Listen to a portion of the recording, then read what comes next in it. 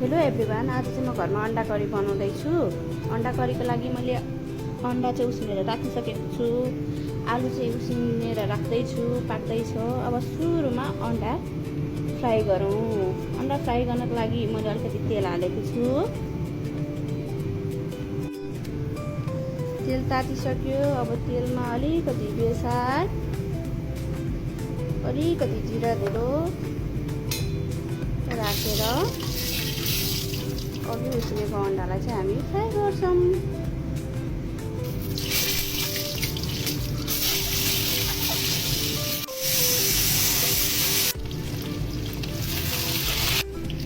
यो अन्डा चाहिँ यतिको भइसक्यो फ्राई गरेर। अब यसलाई म निकाल्छु। अन्डा निकालिसकेपछि अघि नै तेलमा म चाहिँ अलिकति मेथी राखिदिन्छु। मेथी तातिसकेको छ। अब चाहिँ म यसमा प्याज र गोलभेडा मिक्सरमा मिक्सर राखेको छु, त्यो एड गरिदिन्छु है त।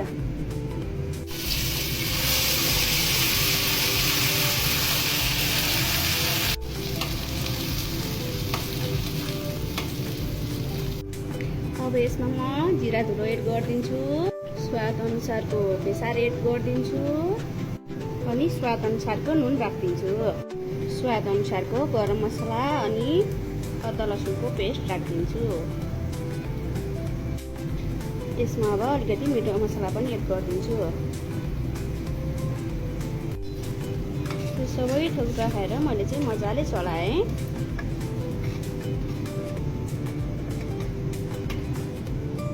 अब एकछिन यसलाई तेल ननिस्कुन्जेलसम्म मजाले छोपेर पकाउँछु है त। म चाहिँ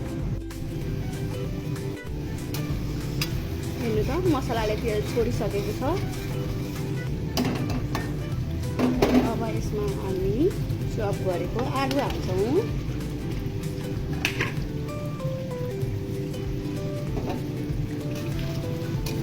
अनि एकछिन आलुलाई पकाउँछौँ।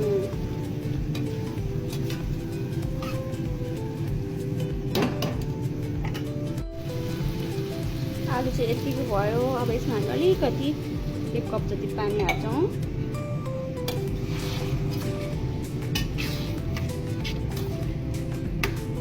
यसलाई चलाएर अब अघिको फ्राई गरेको अन्डा हाल्छौँ।